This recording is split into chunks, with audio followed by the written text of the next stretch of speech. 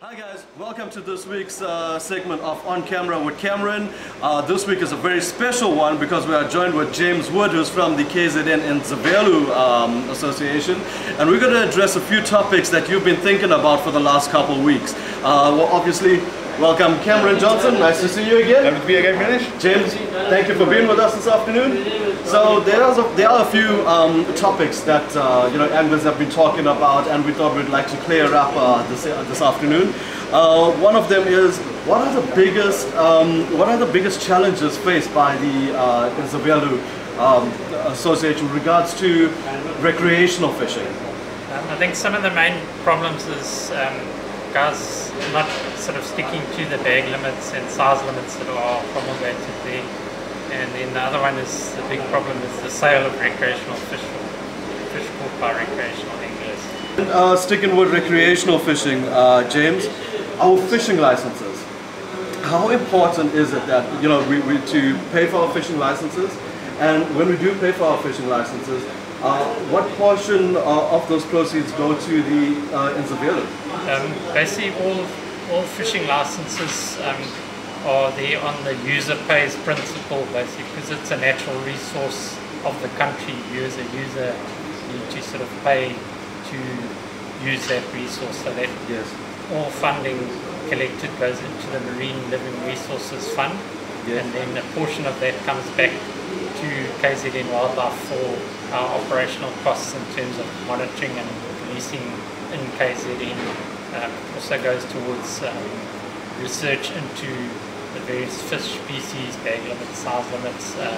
We also use it to produce a number of sort of angling brochures, pamphlets, tide charts and that, which are provided sort of free of charge to the anglers. I heard these are available throughout KZN. Through KZN, and they are free the tackle shops, or up. anytime you see any of the KZN wildlife staff patrolling, just ask them for the release of bag limits, so it helps to educate the public in that respect, basically. Of course. Good. Cameron, there was something you wanted to address? One of the things that comes up on Saltfish in Africa quite regularly is the question of children and what age they need a license from, and how their license, or if they aren't required to have a license, how does their catch of fish affect their parents' bag limit, and is the parent required to have a license of a child that's underage fishing? Basically, the Marine Living Resources Act doesn't stipulate a minimum age for permits other than for rock lobster, which is 12 years old. So in principle, any person fishing would require a license at any age, yes, but what I can say is basically the adult that's supervising them would have to have a permit, because in terms of the Act, if you look at the definition of fishing, that is anything that's searching for, preparing for a fishing operation or supporting a fishing operation. So definitely their child, parent or guardian would need a permit. And then any child sort of would be entitled to keep a legal size fish that they caught, but with the proviso they need to be reasonably physically capable of catching a fish sort of pretty much unaided, or with minimal age. You can't expect a 2-year-old child to pull out a 20 kilo tuna or something like that. So that would be sort of how it would be handled sort of by us.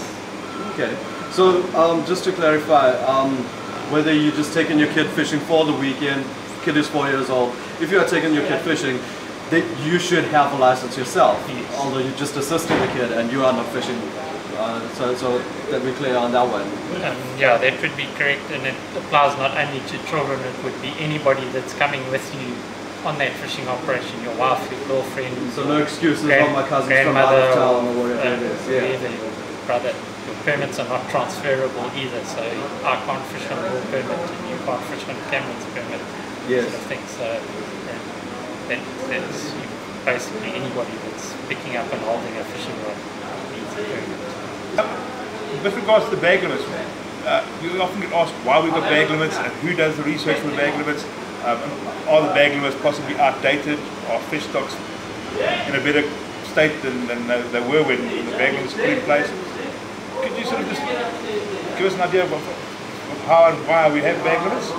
Okay, bag limits and size limits are determined after quite a lot of research conducted by various organizations such as Oceanographic Research Institute, KZN Wildlife, Department of Fisheries.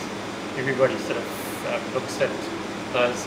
Most of the principle in South Africa operates on when a species reaches 50% maturity. So it gives you, like a shad sort of matures at about 25 centimeters. So with the bag or size limit being 30, you've got a year or so for that fish to breed before you can sort of potentially catch it. And the same thing with bag limits are based around the sort of life histories of those fish and the sort of stock status, various environmental factors basically. I think while we were talking about bag limits, there were a few guys that asked me, well, how legal is this? In the sense that if you went fishing for like 4 days, now you're supposed to catch, let's use shad as an example, it's close season for shad, but when shad season is open, if you went fishing for 4 days, now you're allowed to catch 4 fish per day, and you caught 4 fish per day. If he's coming back and he's got 16 fish, is that, how does it work? Is he only supposed to be in possession of that 4 fish after the 4 days, or is he allowed to have that 16 fish after 4 days? Often comes up this question. Basically the legislation is worded by saying you'll catch possess at any one time, so you would only be allowed to keep those 4 shad. So if you've got 4 in your freezer at home, you technically can't really go and catch another 4 today. It's unfortunately with the law you've got to write it in a way that sort of encompasses everybody, and this prevents sort of stockpiling of fish for the sale of recreational fish. So unfortunately in some cases yes, your bag limits do allow you quite a large sort of number. I don't know if you're looking for shad, but things like after a trip to queen mackerel or snook, you can have 10 a day sort of thing. So it's a very high number, but which there have been sort of comments from people saying you should reduce the number, because what do you need is 10 big fish. You sort of promote opening the door to go and sell that sort of excess catch. So you basically need to catch what you can eat, because it's recreational, it's for your own use, own consumption.